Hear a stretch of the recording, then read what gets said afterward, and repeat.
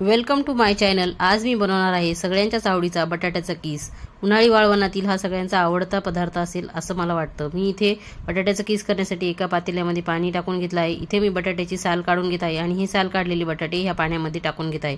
इथे मी बटाटेही 2 पाण्याने धुतले आहे। बटाटे तुम्ही जितके जास्त धुवाल तितका छान पांढरा शुभ्र कीस तुमचा होईल, त्यामुळे मी इथे 2 पाण्याने बटाटे धुतले आहे। आणि आता हे बटाटे किसण्यासाठी मी एका परातीमध्ये पाणी घेतलं आहे आणि परातीत पाणी घेऊन मी ते बटाटे तिथे किसणार आहे आणि पातेल्यातही तो झालेला कीस टाकण्यासाठी पाणी टाकून घेतलं आहे। बघा, बटाटा पूर्णपणे किसणीवर आपल्याला असा फिरवायचा आहे, जेणेकरून लांब लांब असा कीस पडेल आणि मोठा मोठा कीस पडेल।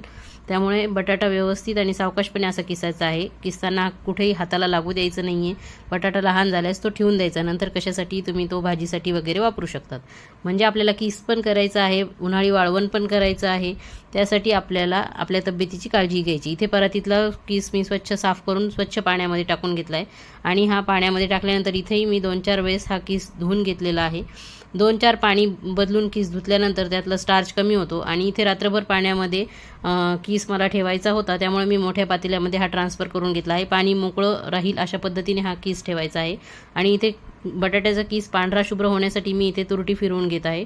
पाणी बघा कसे नितळ दिसते आहे, यातले बरेचसे स्टार्च आता पूर्णपणे निघून गेलेले आहेत।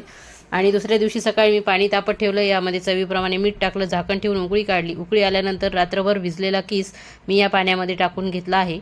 पाण्यामध्ये कीस टाकल्यानंतर हा अर्धा कच्चाच आपल्याला शिजवायचा आहे। 50%च आपल्याला हा बटाट्याचा कीस शिजवून घ्यायचा आहे, त्यामुळे हा कीस एकमेकांना चिटकणार नाही आणि मोकळा मोकळा असा होईल।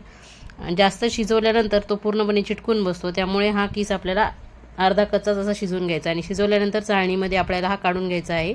चाळणीमध्ये काढल्यानंतर चाळणीतून पाणी निथळून जाते आणि मग कीस मोकळा मोकळा होतो। हा कीस मी माझ्या घरात थोडंसं ऊन येतं, त्यामुळे मी हा कीस मोकळा मोकळा माझ्या घरामध्ये सुकून घेतला आहे। हा फॅन खालीही तुम्ही सुकू शकतात आणि उन्हातही सुकू शकतात। फॅन खाली सुकवल्यानंतर मात्र अर्धा 1 तास तुम्ही हा उन्हामध्ये सुकवून घ्या। मी इथे व्यवस्थित हा कीस पसरवून घेतलेला आहे आणि वाळवून घेतलेला आहे। तुम्हाला ही रेसिपी आवडल्यास माझ्या चॅनलला लाईक, शेअर, सबस्क्राईब करा। हा बघा कीस किती पांढरा शुभ्र आणि मोकळा मोकळा झालेला आहे। प्लीज चॅनलला सबस्क्राईब करा।